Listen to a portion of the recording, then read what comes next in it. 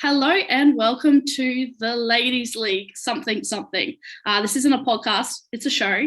It's a pre-season show, but it has no title. So the Ladies League non-title. I am your roast tonight. I am Rose. I'm your roast tonight. I'm your host, Rose. We are so out of practice. So September. Hello, September. We have not gotten into A-League and W-League season as of yet. We don't even have a logo yet. So, the leagues don't even have a logo yet. And I can't say words. So we're going to get straight into it. Welcome to TLL TV. So joining us tonight, we will have, or today, doesn't matter what time you're watching or listening, we will have a variety of people. So we've got some ins and some outs throughout the show today. We have no idea how long we'll go for, but we're just excited to be back and to be talking about both the A-League and the W-League. So tonight we are going to start off with the W-League, and we have our W-League experts here, one being Michelle Morris TV. Hello, Michelle. Hello. Good to see you. We also have Taryn, also known as MMTV Fan 01. Hello, Taryn. Hello. Love the lockdown mullet, absolutely rocking it. And Victory Vikings were lovely enough to loan us Bonny. Bonny will be joining us this season for bits and pieces. We haven't exactly confirmed what exactly we're all going to be doing. No one knows what they're going to be doing, but we're excited to have Bonny from the Victory Vikings joining us more. Hello, Bonny. Hello. And also shortly we'll be joined by Claire from the Victory, oh my gosh, guys, from the Newcastle Jets Active support, the W League Active.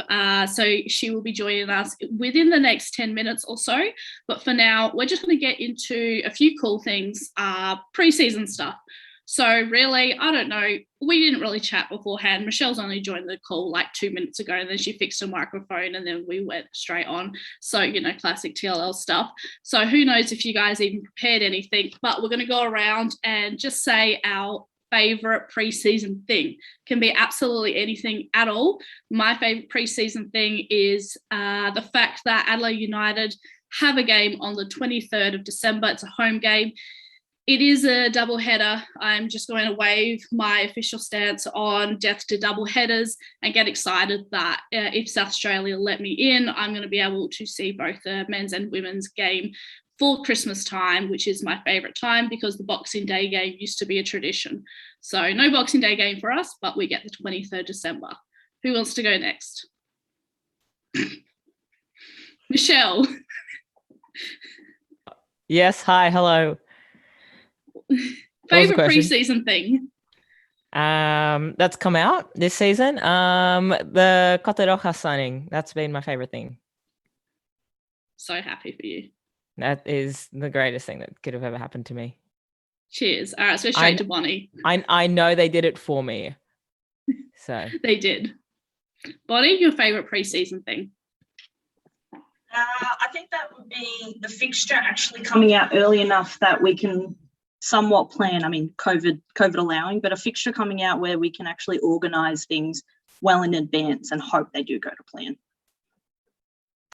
I know, remember last year, wasn't it? If it doesn't feel like last season was like 2 weeks beforehand, or at least it felt like that. And Taryn, your favourite pre-season thing? My favourite pre-season thing is the new teams that have been announced. So the Knicks this season, and then fingers crossed the season after that, the Western and hopefully the Mariners. So I'm extremely excited about that as a Mariners fan. Well, yeah, it's meant to be before the 2022 or before the 2023 season that the 3 new teams are meant to come in. Yeah, I think my understanding was before the World Cup. So hopefully next season, starting 2022, Western United and the Mariners will be in the league, which is it's so exciting. Like, I bet the Central Coast is genuinely such a hotbed of women's football. Like, it doesn't seem like it, but there's so much participation there. Everyone loves it. Everyone will get around it. I'm really excited for it. Yeah, that's so awesome. We cannot wait for that. And what's exciting, though, the W League kicks off on Friday, the 3rd of December at 5 p.m. on a Friday. local time. Good old Wellington Phoenix against Western Sydney Wanderers. The team that has no coach, it doesn't exist. The club exists, but the team does not exist, is going to kick off our season. They got plenty of time. I thought before, I was like, oh, hold on a second. So there's been talk that, the A-League Phoenix are going to relocate to New South Wales, given the whole situation. So what's the go with the women? Like, are they going to be Australia-based next team? Or, you know what I mean? Like, are they going to get a lot of players from Australia? Or are they allowed to? Does anybody know actually the ruling? And, where are they going to get their players from?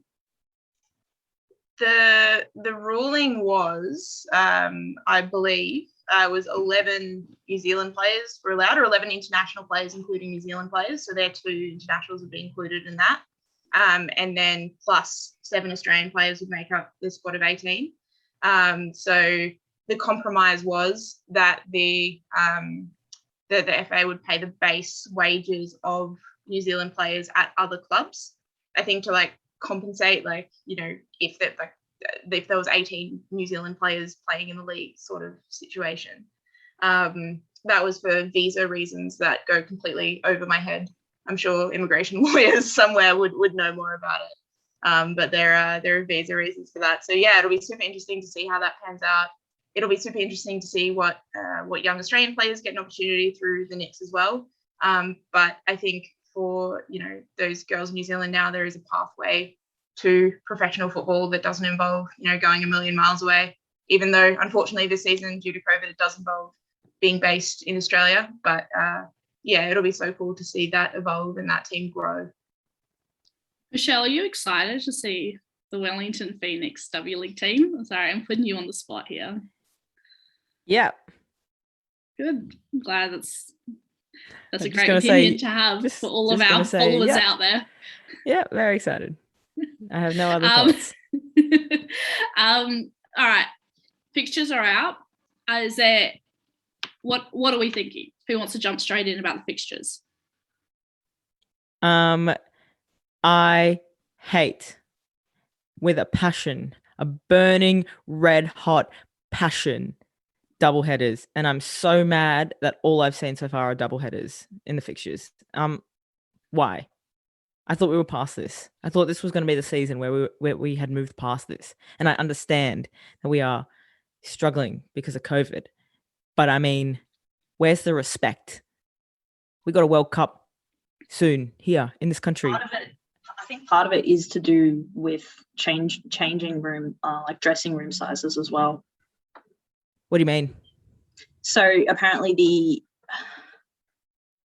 FA, no, not the FA, the overruling body have said that they've actually, because of COVID, got a mandatory minimum size for the dressing rooms, which a lot of I don't know what it's like for you guys in Sydney, but in Melbourne, the changing rooms aren't big enough at the local stadiums that they normally use. So I think that might be why, for Victory, we're playing all of our opening games pretty much at Amy, hence the double headers. I don't know where you guys are playing yours in Sydney, but I think that might have to do with it. Is this because COVID safe rules, the square meter rule sort of thing? Yeah, and how many people you can have in an enclosed space. Yep, gotcha. I still hate it, but that makes more sense. But I still hate it. And I will hate it. And I will fight this. Taryn? Oh, yeah. Obviously, I think all of the Melbourne games that have been announced in the fixture so far are double headers, I believe, which, it's frustrating. If it is to do with dressing room sizes, you sort of go, oh, come on, if this happened in the A-League, they would do something. They would make they would fix it somehow. I think the problem with double headers is, I was thinking about this. This may turn into a long rant, so I apologize if it does. But 3 minutes. I've got 3 minutes. Double headers save on broadcasting costs, which I think is the number one reason why they occur. Because instead of shifting all of your equipment to a smaller ground and paying all those people to set it up and set it down, you're only paying people for an extra 2 hours of broadcasting, basically. because all the stuff's already there. It's the big stadium. They're already going to be there anyway. So that's the reason for it happening. And so, you know, someone might turn around and say, oh, well, you know, it's being broadcast. That's what you wanted. So what's your problem?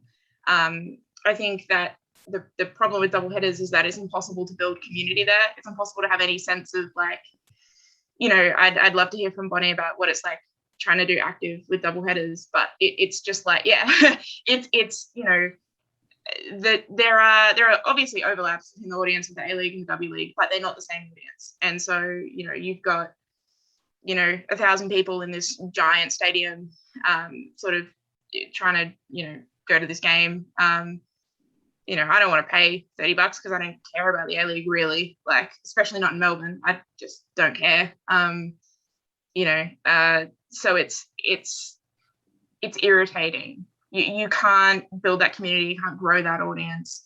You know, people say, oh, well, it's exposure for the game, but that only works if you're trying to capture the same people that would be going to the A-League that are going to the W League. And I don't think that works. I mean, I'm sure some marketing bigwig knows something about that, but it's not the same audience. Like, it's frustrating. How do you build an atmosphere? How do you build a community? How do you build it? You know, if there's like 2,000 people at Epping, that's way more fun, and you know half the people there, and like you can build an atmosphere and you can wander around. And anyway, it's irritating because there's no way to grow the game in that state.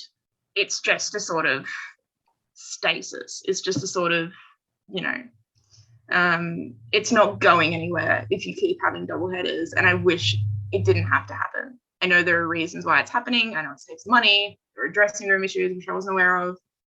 But come on, just fix it. Just fix it. Come on. And that's all the time we have today. Thanks for watching. So I'm going to cut you off. As great as we love a Taryn rant TM, we are now going to welcome Claire from the Newcastle Jets Active Support, who will probably continue that exact same sentiment. So let's welcome Claire in to the Ladies League Untitled show. So Claire, what's going on in Newcastle Jets territory? What have you got for us? Oh, look, good things and bad things. So Newcastle, like a lot of places right now, we're absolutely hanging for some football because lockdown has been a long process, and hopefully we'll get out of this soon. So we've had some early signings at the W team, which has been really, really good. Compared to years gone by, we've actually had some early contracts and some stability in place for the W team, as we have for the men. We have a new strip, which you guys might have seen on social media as well. For quite a few years now, a lot of Jets fans have been really pushing for the revival of the gold strip, which harks back to 2008 when the A team won the grand final, and the W team, I think they wore it as well the first year of W League, where they were also in the semi-final. So there's lots of connections and memories for the gold kit, and I guess it's a bit of a new awakening for the club as well, having new owners on board and the structures changed. So gold kit, we had it released, and we have seen the men's jersey, but the women's wasn't released. But I do believe, hot off the press, guys, I'm not going to bag out Newcastle Jets. I do have the first photograph of our W team's gold jersey. So if you guys can share this, let me share my screen. I'll show you exactly what that looks like. Yes! Yes! That is gorgeous. One of our favourite players. We knew it was coming. Our fearless captain photo shoot must have happened really quickly this week. They got the kit put together, and look, the only thing that seems to be missing is, apart from a major sponsor, is Cass's arms and legs. But there you go. Never let it be said that the Jets are not trying. So it might have been a few days late. She skipped a few leg days though. I'm not sure how I feel about that, Cass. Like, you should be slacking off in lockdown. It's not like her. I reckon. So she's honestly never looked better. Like, this is a look. I hope Cass sees this. We're going to tag her in this. We're going to make sure she sees this. So, like, what can I say? It's it's a work in progress. I would say I'm hoping that that's a work in progress, and I'm really happy to share that with you guys. So, yeah, I hope that we see the final product maybe in the next week or so, because there has been a lot of comments around, you know, obviously W team. We want to see what that jersey looks like as well. But look, it may well be that they are still waiting on that major sponsor. I know certainly they talked about that a few months ago, that they were looking for a bigger sponsor, I think, for the W team. So that might still be something that's a work in progress. So I think we'll give the Jets the benefit of the doubt at this point. But yeah, fingers crossed that will appear soon. But so then we have our fixtures, and you guys have probably been chatting a little bit about this, have you? About the death by a double header? Yes, yeah. But continue to go on, because our fan base, other than Sean, who's actually producing this, who supports double headers, but everyone else seems to hate them with a passion. So we could talk about it for 90 minutes and people still won't tune out. Yeah, and look, I hear from people who like the double headers. It's people who will choose to go to the W game or not, whereas we are those supporters that will go to the W game, whatever. So I think, you know, a lot of fans say they like having the choice of having a whole afternoon or evening of football, if that's there for them. But for us, I guess, as you know, those dedicated fans to the W team, it takes away a lot of that game day experience for us as well. Being especially in Newcastle, we have double headers. Generally, kickoff is 5 o'clock, and again, people have jobs, kids have school, families struggle to get to the stadium for 5 o'clock, especially on a weekday. So we know that attendance is usually pretty poor. Whereas if that game's played at number 2, you might have the same amount of people there. You might have 800 or 900 people there, and it feels like a fortress. You guys have been there, right? You've been at number 2. You've been to a game there. It's a whole different vibe. It's fantastic, and the team love it. That, you know, they train there. I actually live across the road from number 2. I can see it from my balcony. So I see these guys training every season, and I hear Ash shouting at them, and I hear, you know, all the stuff that goes down. This team is working hard, and they do work hard, and that's their dedicated training ground, and they love playing there as well. That's, you know, the changing rooms are set up for them. They've got all the Jets. We also love training there. Yeah, we had a great time training there. Ash was supporting us. And I thought you guys smashed it that day. I thought they were. I think, you know, you got off a bit lightly, I reckon. Ash would have put you through your paces a bit harder, I would say. Maybe one of our next videos we'll try and get Ash to do it for us. Get Ash to do it. She'll definitely put you through your paces, and come over to my place for a cup after it. All right. We definitely want to have a beer with Ash, though. I mean, we may need to wait till after the season ends, but at some point she just seems like just an amazing chick. You know, Ash has cut her teeth in the W League for a lot of years, and I think, you know, her actually having the head coach position last season was a fantastic move by the club. I think it was fantastic for Ash. She's really dedicated a lot of years to the team and the growth of the Newcastle Jets Academy as well. And Ash, I feel she's got a lot of belief in the players and in the team, but she also, I think she's brought a level of discipline as well to the team that may not have been there before. Like I say, I can hear her from my balcony shouting at the team, you know, putting them through their paces. So yeah, so for us double headers, look, we've had this discussion with Newcastle Jets over the last few years as well, and we're very lucky, and we do have a lot of respect for, you know, joking aside, but we do actually have a lot of respect for Newcastle Jets. The management, the staff there, and especially when Laurie McKenna was there, we set up a really good relationship between our group and the club, and that's continued. The new CEO has also met with us. He listens, he's open to suggestions and anything that we want to discuss with him, but they don't really have much control, I think, over the scheduling and the fixtures, because I think a lot of it comes down to TV as well. So I know that Fox Sports kind of dictated a lot of the scheduling, and double headers is a quick way to kind of capture as many games as you can. Your opening match is away to Sydney FC.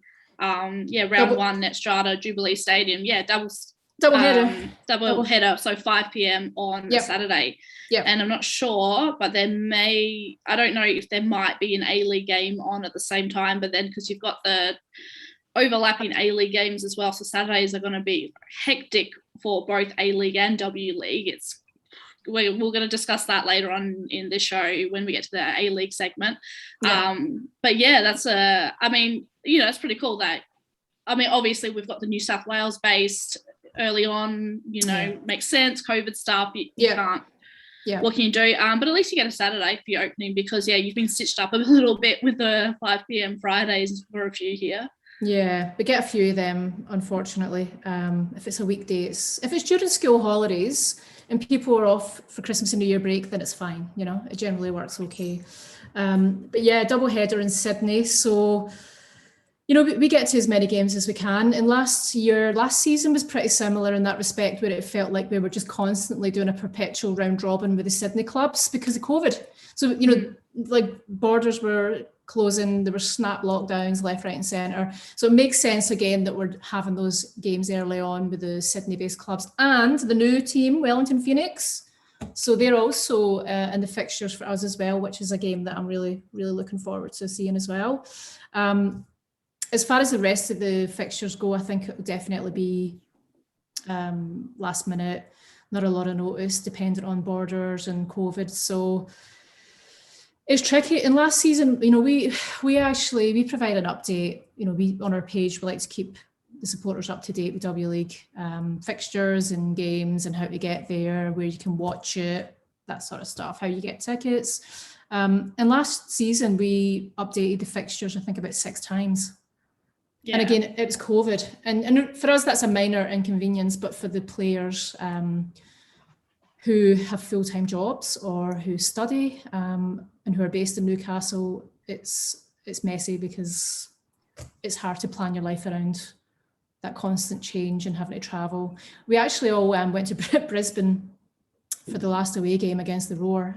We went up there, a bunch of us, with the team went up in the flight, came back in the next flight a couple of days later, and we all got put into isolation because Brisbane had a snap lockdown on the day we left. So we were all, as soon as we landed in Newcastle, we were all checked by New South Wales Health, and we were all, had to stay at home and get tested. So it's hard for players. For us, it's fun.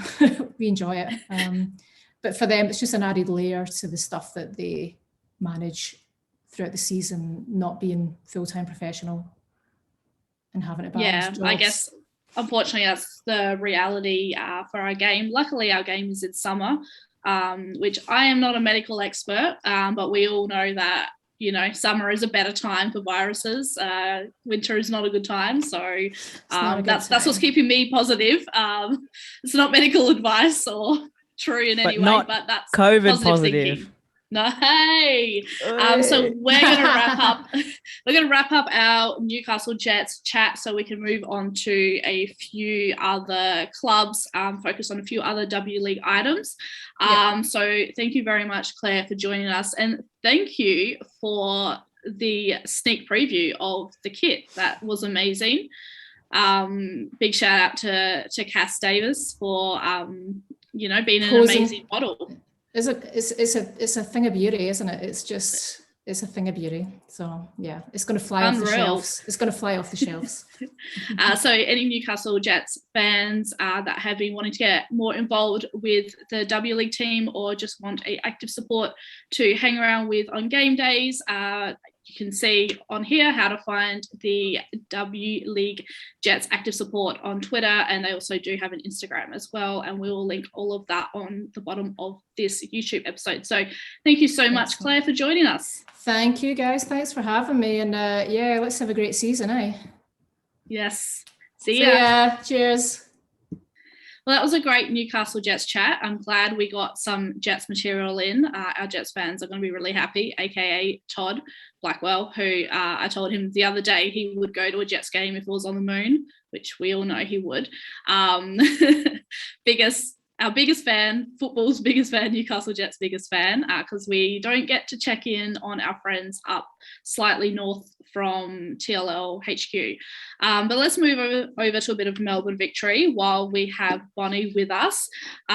Lisa Devanna today, as of recording, we're recording on a Friday, Lisa Devanna has called it quits on football, which is, it's big news. It is. I was going to say it's huge news. I don't know if it's huge news. It's kind of expected news, given her age, given what's been happening with the Matildas. As we can see, you know, she hasn't been selected lately, and it's just interesting that she kind of came out about leaving football in just a real and honest way. So yeah, Bonny, we're going to throw it over to you for Melbourne victory chat. We can have LDV chat, or we can just hit us up with some Melbourne victory facts or whatever. What's going on over in victory? I've got no facts because I'm not the facts person on our group. On Lisa Devanna, I mean, it's a shame to see her. I mean, every player retiring is inevitable, but it's still a shame to see someone of her quality and what she's done for, like, the Matildas in particular, across her amazing career. To see that all end is kind of sad.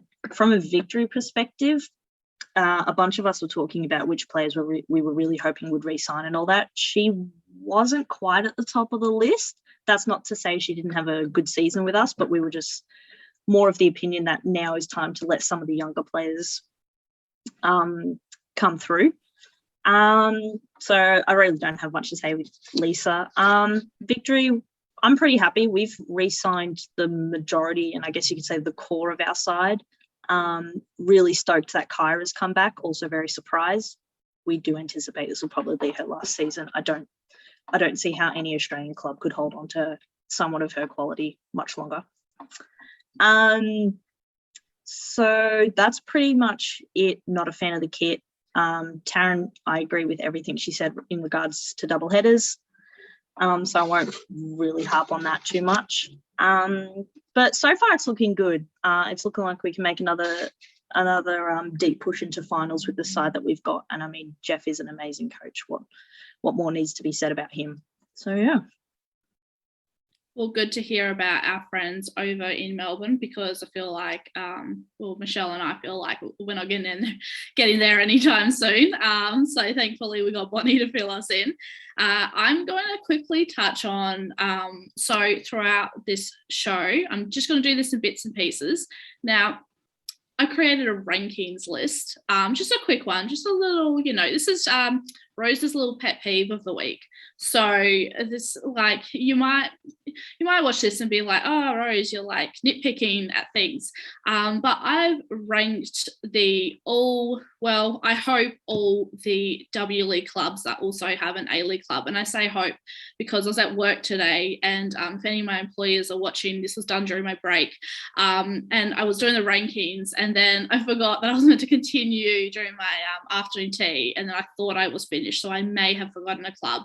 But obviously they don't matter enough for me if I forgot a club. So what I have ranked them on is their kit releases and how inclusive they were. So were they just all about their A-League team, or did they include their W League team as well?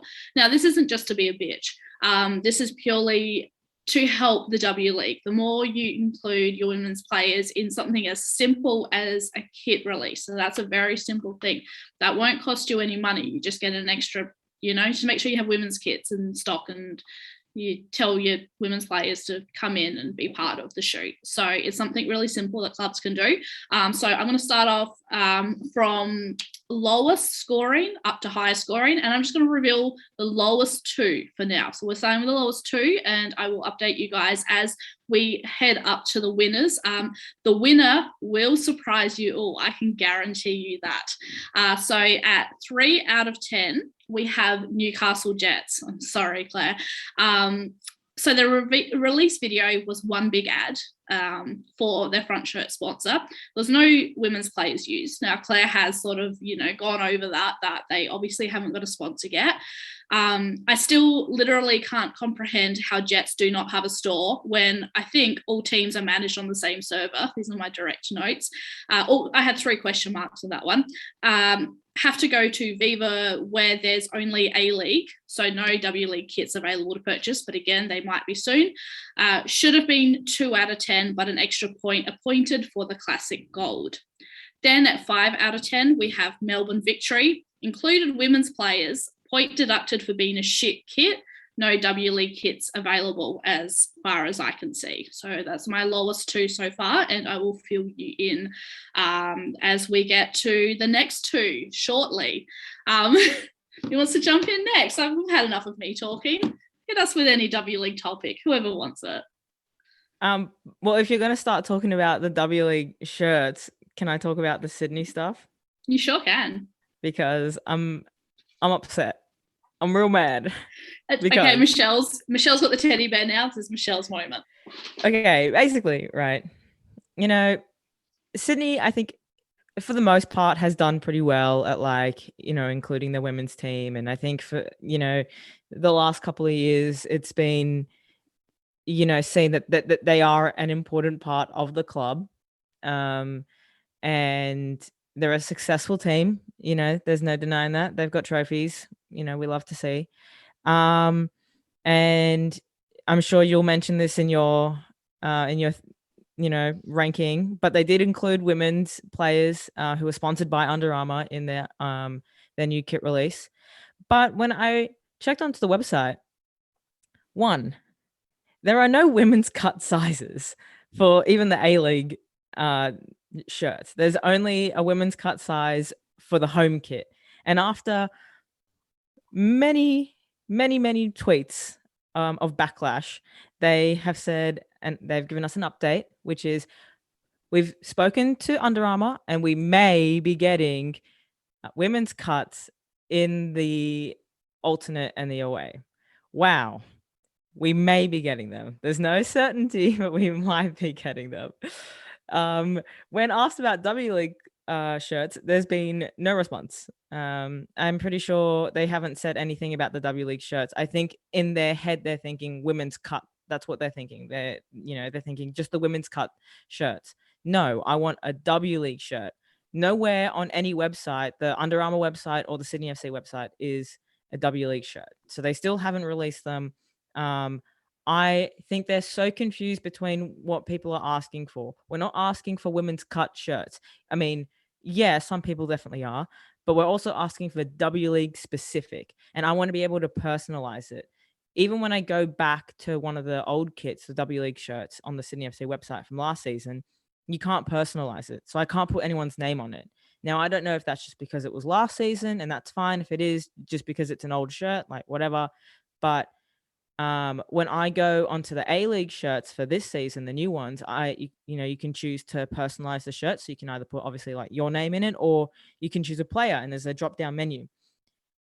And they're all A-League players, all the men's players, which makes sense because it's an A-League shirt. But where's the W League shirt? And will I be able to personalize the W League shirt? Because I don't want to take it to Rebel Sport where they have, like, you know, they're really bad printing generic numbers and names. Like, I don't want to do that. I want the W League font. Why should we have to be different? Like, why can I not get this shirt? Where is my shirt? I want my W League shirt. I got my W League membership. Who would you like printed on your W League shirt? Okay, well, Remy Simpson, obviously. I thought that was going to turn into a big story with that.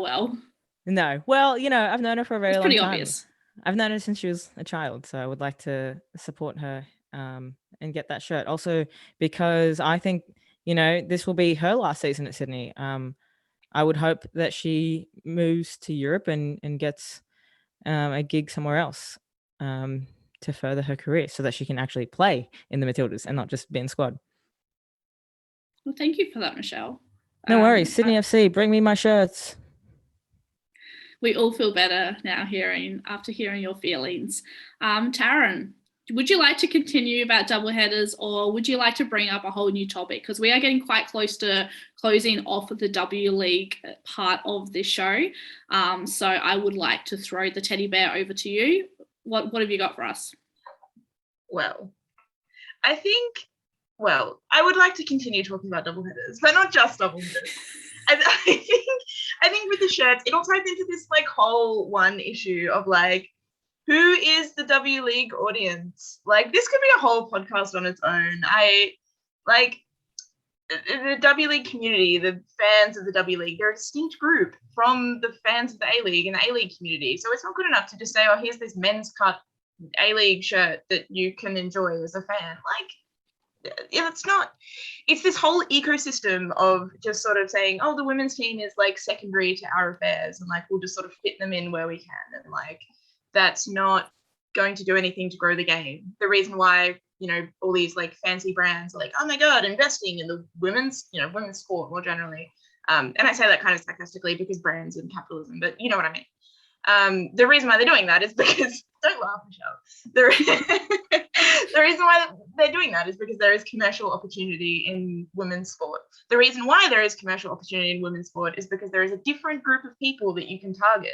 With double headers, with not having the right merch, with not having the right anything, you're not growing it. You're just conceding that this is a subsidiary to the men's game.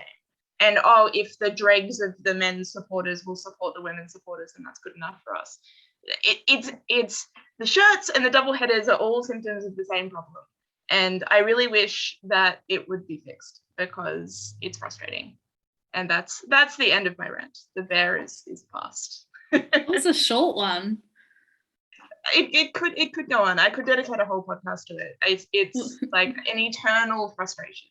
It is an eternal. We'll give Taryn an hour one day where she can just go. I can tell you all my anecdotes. I have so many friends who I play with. Like, I've played this sport my whole life, and I've not been a fan my whole life. And majority of the people I play with are not fans as well. Vast majority of not fans would not be able to name a single A or W League player. I can get them to Epping or Lakeside on a Friday night, on a Saturday afternoon, on a Sunday afternoon, and we'll sit on the grass and we'll have a beer and we'll enjoy the game. I can get them there. I can't get them to an A-League game. Couldn't care less. I get them there not necessarily because they're fans of the game. I get them there because of the community and the experience, and they feel safe and they feel happy and they love that. That's a different experience. And that's the experience that we should be encouraging to grow the game. But anyway. But in saying that, it's not that we should be making, because at the moment the W League seems very child friendly and only for kids. It seems like a very kid event. I feel like last season felt very different. I don't know if that's because I didn't force, but I was very much getting the Cove to come to the games and making them, hang around and be at the games. But for them, it was the standalone games was why they wanted to go. They couldn't go to the double headers. It was just too much of an effort to get them to do active for 2 games. They were like, standalone games, we will be there. And they were, and credit to them because they did show up for standalone games. Well, standalone home games. They didn't go to any away games. But this season felt very different to being a childish event. I feel like in the past, it's always like a kids event, and I hate it because adults like football too. Female adults like football too. That's the problem with the Matildas games as well, I find. Well, the ones in Australia, a lot of them are aimed towards families as well, especially look at kickoff times. And it's like, that's great, but the majority of fans are actually adults, and this doesn't suit any of us. And please stop gearing it just towards families. That does my head in with Matildas. So I agree though with you, Michelle, that I think it is slowly coming out of the W League, which is nice. And then they do double headers, and we're back to ground zero.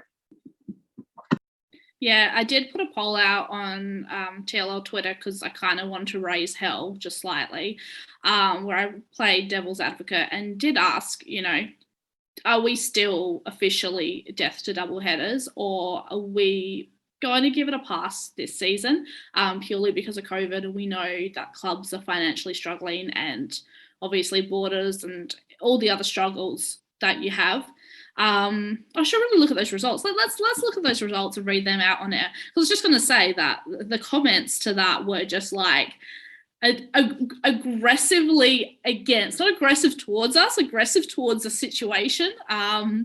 And what was interesting is they were very specific types of people, like the core, like the Matilda's like active support types of people were still very no double headers. And then a lot of, well, not a lot, but there was, I noticed a few people like that were liking and stuff are a lot of the people who just like a day out at the football as well. So they do like to go. And that's really nice to have. Like, I think it was nice in the early days. It's nice to have a one-off doubleheader, or it's nice to just whatever. But yeah, we spoke about this last season. It's all just getting like a little bit much with the double headers, and it's not what the players want, and not what the core fans who love the W League want. So we did have 31% death to double headers and big 69% good point okay, with 100 votes. So I think a lot of people got voting that they did understand the financial aspect. However, we do have a very A-League prominent audience as well. So a lot of our audience are heavy A-League fans. Yes, I'll Michelle. say this. I have seen lots of polls that are very similar, like in Facebook groups, like Sydney FC groups, where they're like, double headers, yes or no, before or after the game. And people always say, yeah, big fan of double headers. I love to watch the women's team play. And then no one goes. And these are the same people. They don't go anyway. So they're saying yes to double headers, but then they're not actually at the games. And they're saying, oh, I think it's better if they play beforehand because, it's too hot or too cold afterwards. And I'm like, but you didn't go there anyway. And then the one game where it was a Sydney derby and the girls played after, where you expect, okay, this will be good. Then the men play at 5 p.m. and then the women will play at 7. And then everybody left. So there's no winning. They're saying, yeah, let's do double headers, but then they're not staying for the games and they're not going to the games. So I don't actually believe anyone who says yes to double headers actually goes to the double headers frequently. So well, we spent an entire episode complaining about that, 7:15, 7:45 p.m. kickoff Sydney derby that everybody left for. We spent a whole episode complaining about that one last season. So that's just a whole another aggression-fueled conversation to have. So that does close off our W League chat for today's show, but we do have an exciting announcement though. The Ladies League has officially decided to continue with our podcast purely about the W League. So every week, starting 1 week before the W League commences, W League commences 3rd of December. A week before, we're going to have our pre-season pod, and then as per usual, we will continue weekly talking about the round that was, what day will be confirmed, where you can find it all to be confirmed. Name will be to be confirmed because Michelle's not happy with the name. So if you have any suggestions, let us know. Michelle has officially voiced that she would like to change the name, but did not provide us with any type of suggestions. So just another day in the TLL office. So this is where we're going to say goodbye to our lovely Taryn and our lovely Bonny, and we're going to introduce Tracey in for the A-League part of the show. But thanks for joining us, guys, and we will chat soon. Hello, Tracey. Welcome to the Ladies League Untitled show. Hi. And a big hello back to everyone from our extremely brief, maybe not even non-existent break there, where we are now going to discuss the A-League. So we've concluded our W League chat. We've got the lovely I Love Nix with us, joining us straight from New Zealand. The only people left in New Zealand, because even her own team isn't going to be left in New Zealand this season.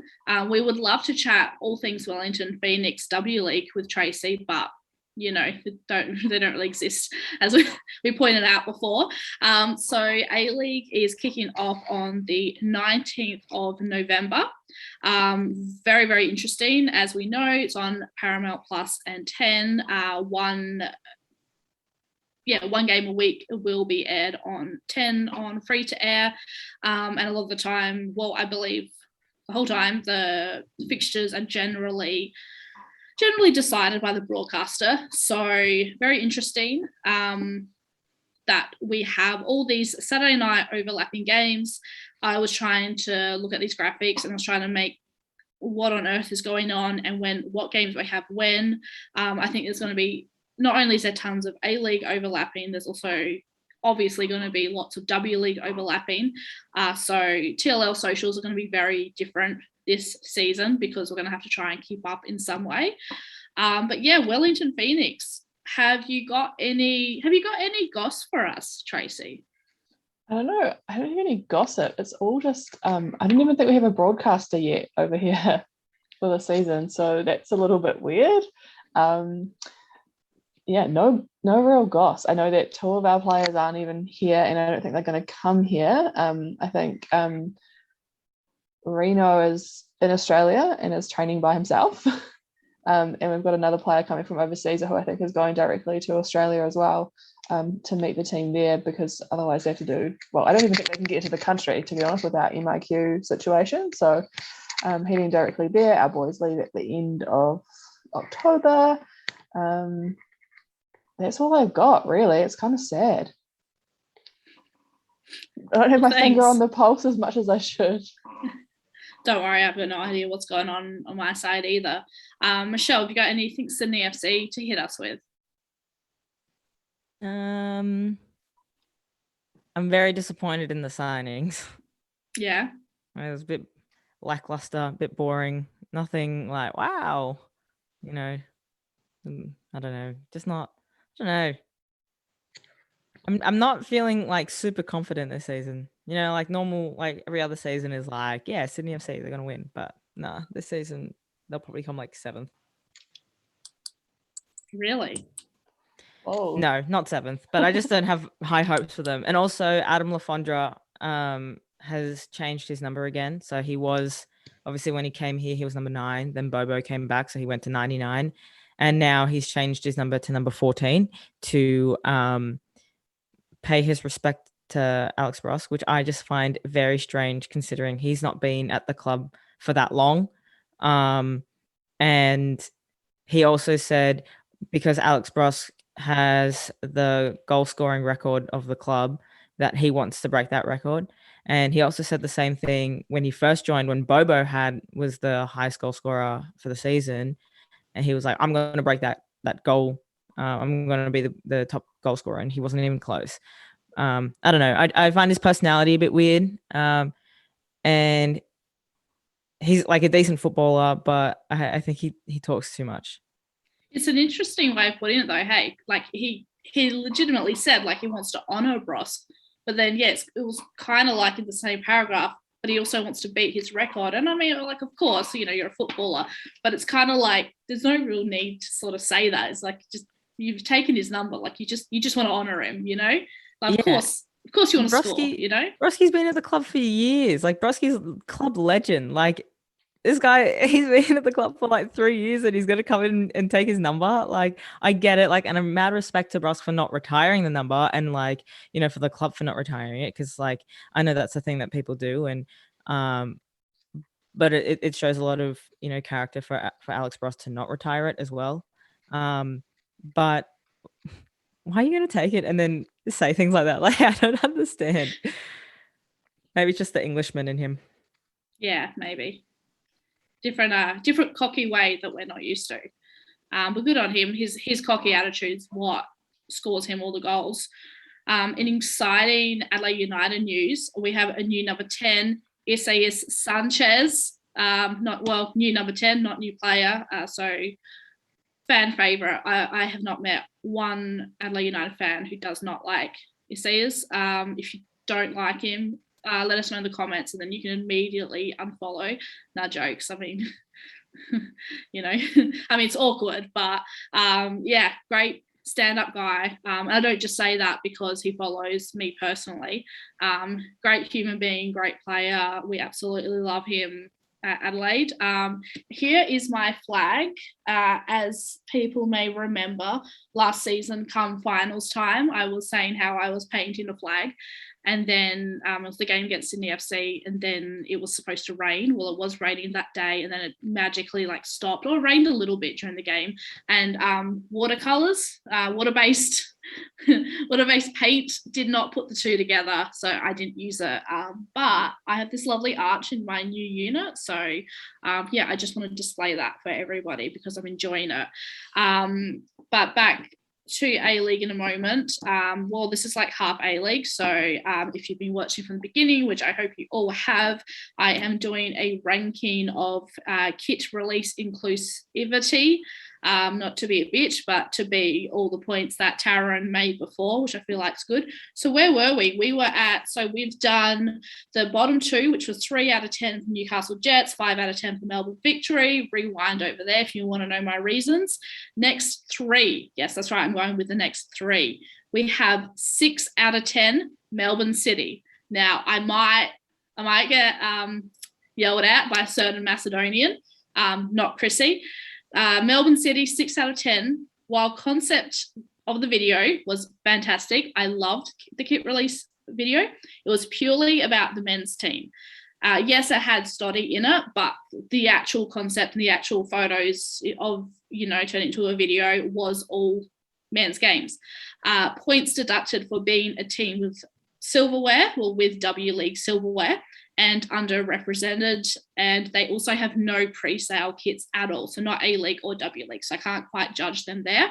But I just thought Melbourne City are kind of like up here with W League, so I kind of expect their media to want to use their W League a little bit more. So that might be a controversial one, but they have so much potential because they've had such great teams over the years. Let's just not worry about last season. Well, they were shit last season.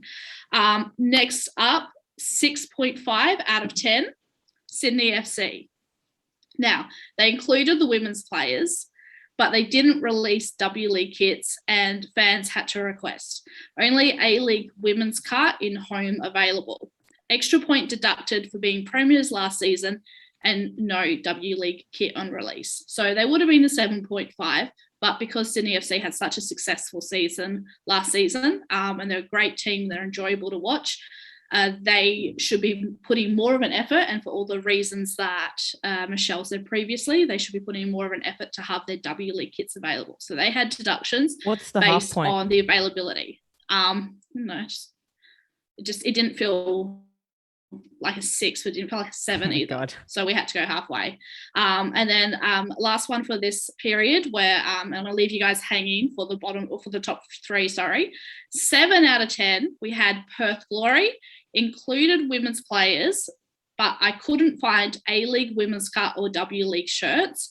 And I also can't find W League membership because I promised Perth Glory I was going to buy a W League membership, but I also can't find that. But that wasn't really, part of it. And I haven't gone looking for other teams' memberships. I don't know.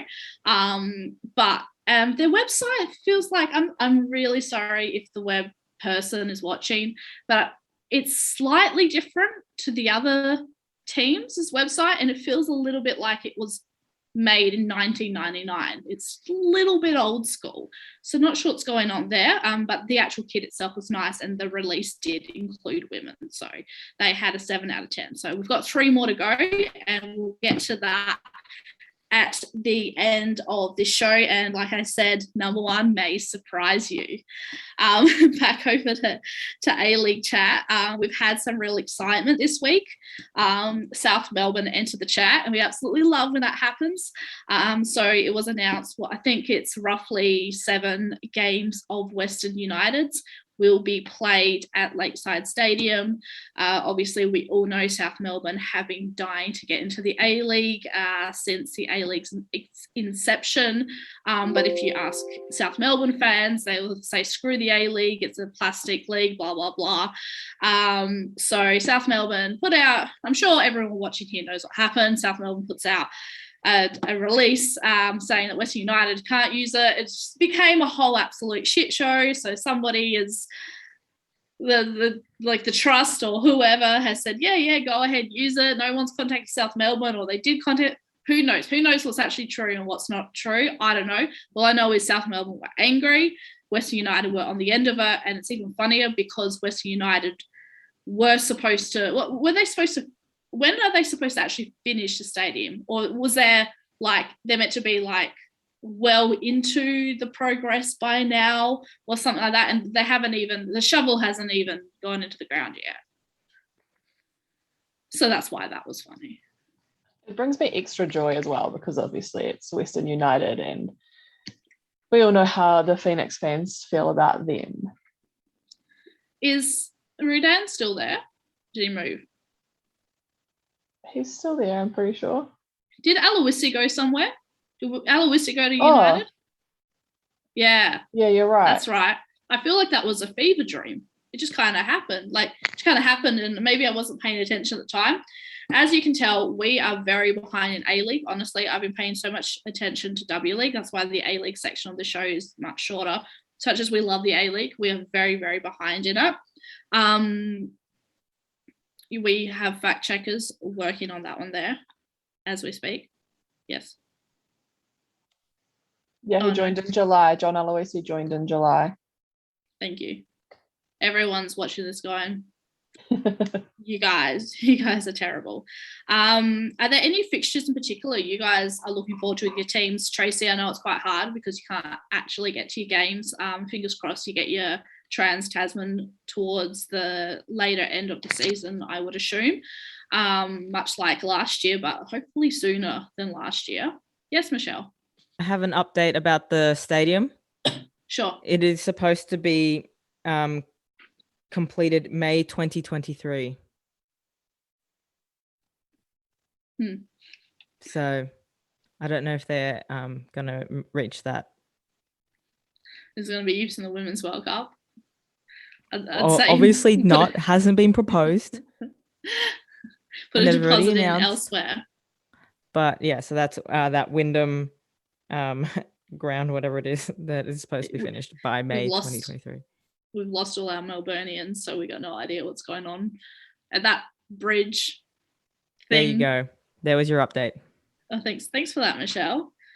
But yeah, how are Knicks doing? Because Knicks were they were pretty exciting last season. They had their moments, but they were pretty exciting. And obviously, those home games were absolutely insane. Yeah, it was pretty incredible and extra special to have them come back and play at home.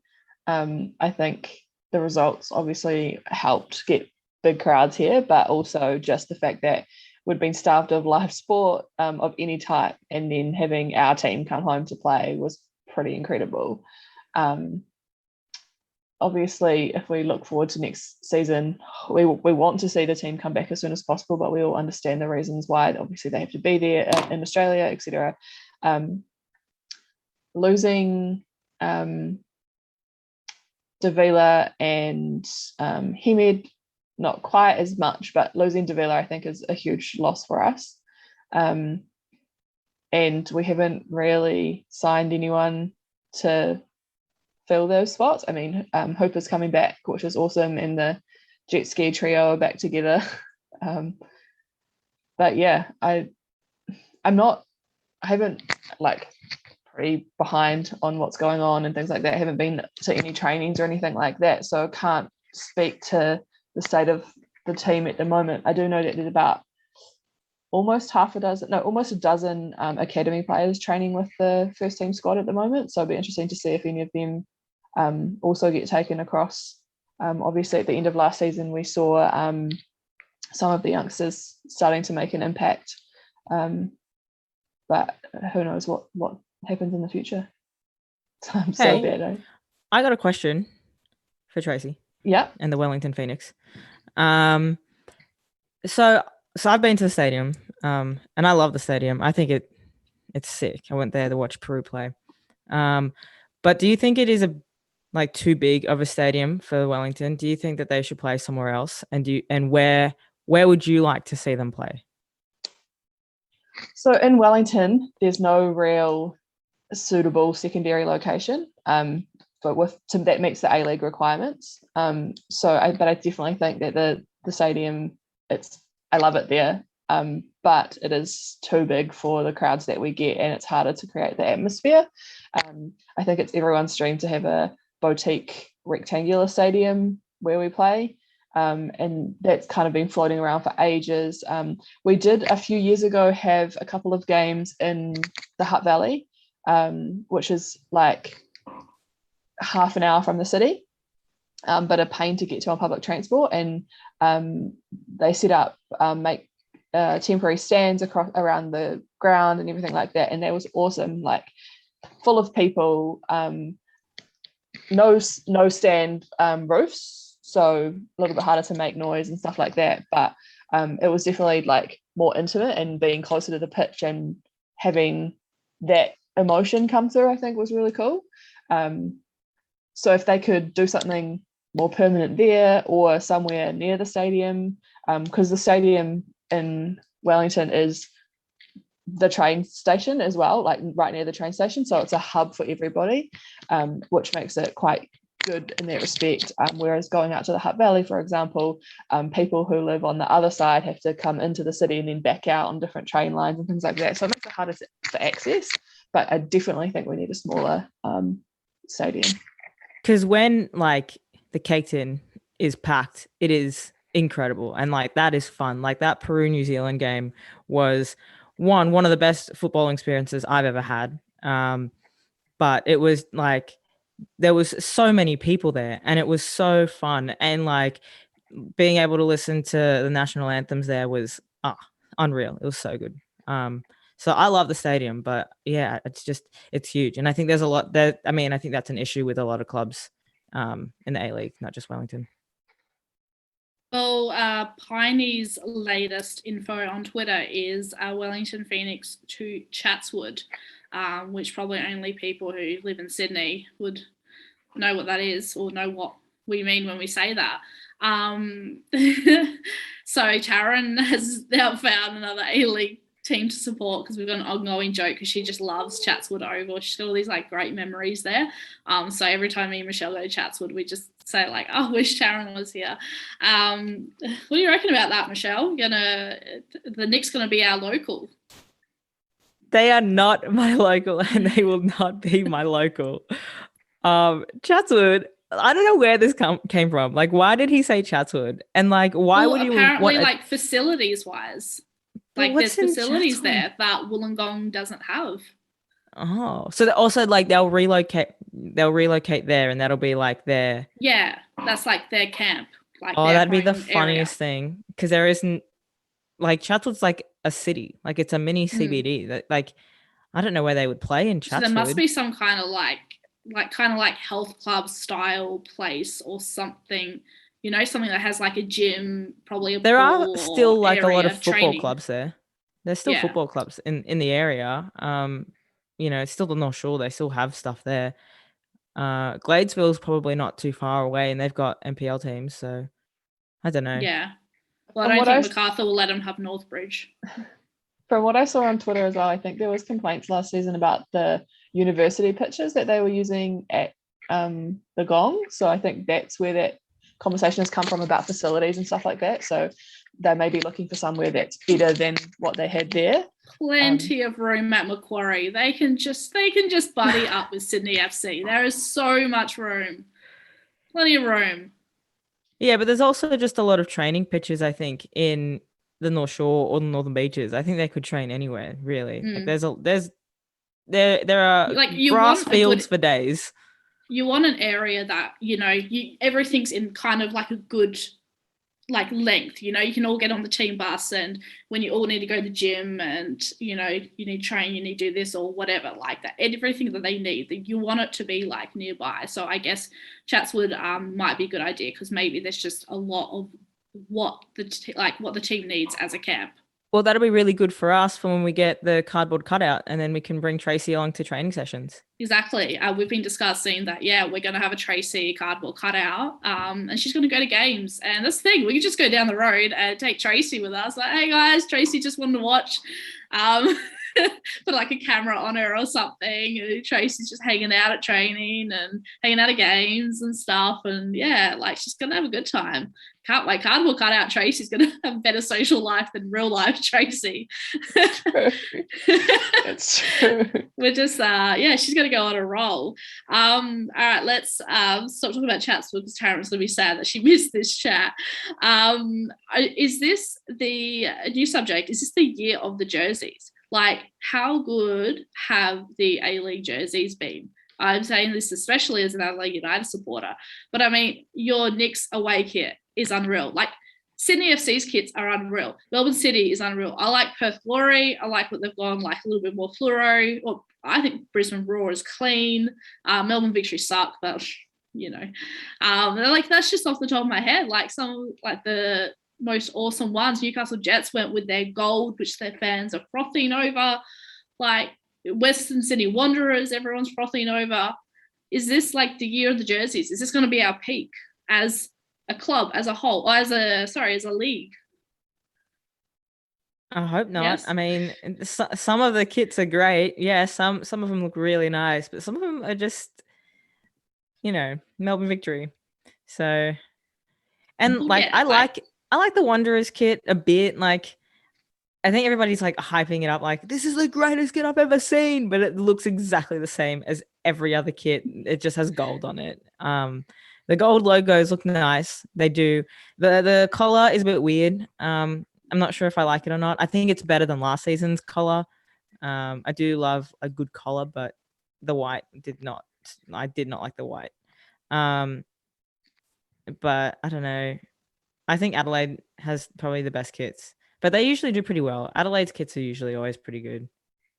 Yeah, we don't necessarily have bad kits. Like even like our home is very, it's like a minimal sort of, you know, real classic, a nice red, like nice collar. Like they've done it so right. And then, you know, something a little bit, you know, outside of the box for an away, which is awesome. So I'm going to go, I think I said this the other day, I'm doing W League home and A League away is what I'm getting. Waiting a couple more pays till I purchase mine. All right, we're going to just go on to we're going to start to wrap this up soon, but we're going to wrap this up on a few laughs. And knowing me, like I said in my introduction, I introduced myself as Roast. So like I'll probably forget like the serious stuff. So just want to say we are recording on Friday the 24th, which is the official day of 100 years of women's football in Australia. There seems to be, I don't know, debates that this was played then, that was played there, whatever. 100 years ago, there was a game in Brisbane, making it 100 years in football. I don't care if it was a little bit more or whatever. It's been at least 100 years, which is fantastic. So it's fantastic to see where women's football where it's going. I know we complain a lot, and a lot of core women's football fans complain a lot as well about, you know, changes. But that's just because we want to see the game grow and we want it to improve. And, you know, we see how hard the women work, you know, off working their full-time, part-time jobs or part-time studying, all that, and then doing this. Like, honestly, I don't know how on earth these people like go to W League training at 6 a.m. We nearly died at like 2 p.m. on an afternoon, where we'd like trained for it for like at least a couple of weeks beforehand just for that one session. So, and we only did like half an hour. So honestly, mad respect to these women footballers. But yeah, exciting stuff. So we're going to go on to the last bit of Rose's rankings. So, all right, okay. So we've got 3 more clubs. Like I said earlier, I completely forgot that I actually forgot to finish this. So I didn't double check if I forgot a team. If you didn't make it, you're obviously not good enough to make the cut. So we finished off with our 7 out of 10 for Perth Glory. We're now moving on to our top 3 of Rose's inclusivity release, whatevers, of their jerseys. 8 out of 10, we had Adelaide United. Included women's players, W League kits are available. Get that one short, sharp, shiny. Love the kits. Not so much a personal opinion on the kits though. Another 8 out of 10, we had Western Sydney Wanderers. Again, included women's players and W League kits are available for them as well. So we went tied with Adelaide and Wanderers, just could not split the two. But top of the rankings, 9 out of 10. Nobody got a 10. I'm sorry. 9 out of 10 was a great job. Brisbane Roar. They included their women's players. W League kits are coming soon, which is fine. They're on there because everything in general, well, everyone's jerseys are pre-order because, you know, the branding hasn't been completed yet. So nobody's going to receive theirs anytime soon. So on the website it says coming soon for the specific W League. But extra point, as they seem to be the only team with A-League home, away and third all available in women's sizes. So not only will they have the W League, they will have all 3 of the A-League jerseys available in women's sizing, which none of the other clubs seem to have. So they got their 9 out of 10. They were initially on 8. We're going to have a 3 tie 3 ways, who knows, 3 winners, but nope, they went more for women. So I went, you know what, you get that extra point, you take the trophy. And you know what they win here today? They win a money can't buy thing, which is my respect. So Brisbane Roar won my respect this season.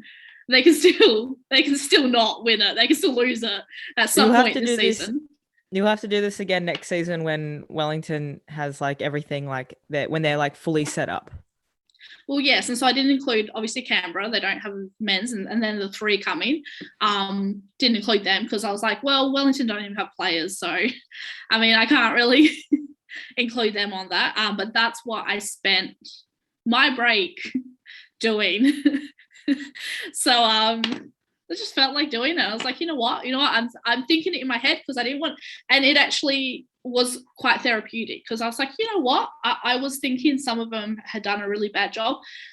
There was so much inclusion. Like, it's so cool to see so many clubs now really making it all one. You know, it's one club. So, and look, the youth clubs as well. Like, there was a lot of kits available for youth. I think every club has youth. I wasn't quite focusing on that. That's a whole different area, and there's a whole like department of soccer Twitter who really focus on youth football.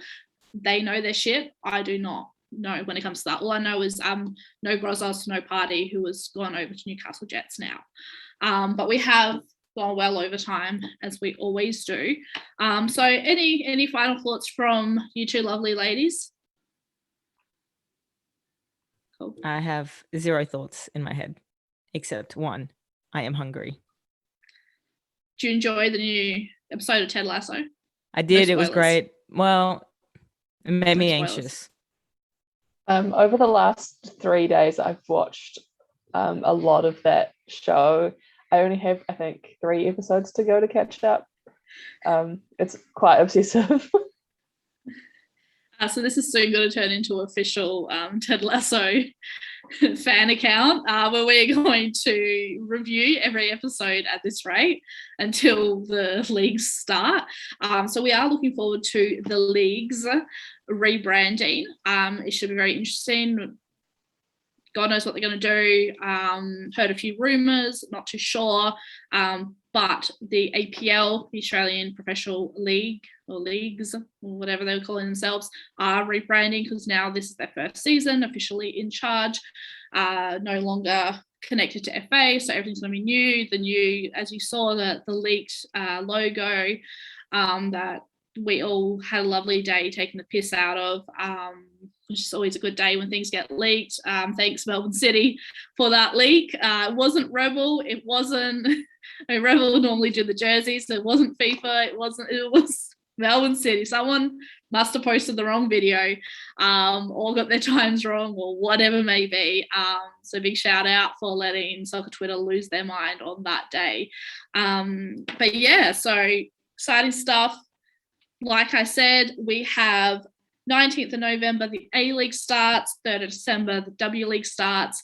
We're going to start our pre-season stuff as soon as we can. We're probably going to do some virtual stuff. Like I said, the W League specific podcast will be coming back, and Michelle is going to brainstorm a title, but we are also up for whatever titles you guys want to send our way. So heaps of cool stuff coming up, and we have to look into prices of a cardboard cutout of Tracey. So if anybody can either send me ink, if they work for some type of place, office supplies where you can send me ink, that would help me. Or if you just know how I can get a cheap cardboard cutout of Tracey, any way will do. So because ink is expensive, that's going to put TLL in debt. So we got to find a very cost-effective way to do this. But I have been your host, not your roast, your host, Rose, today. And this has been the lovely Michelle and Tracey joining me for the A-League section. And thank you all for watching. Don't forget to subscribe on TLL TV and make sure you're following our multiple socials. Thank you and goodbye.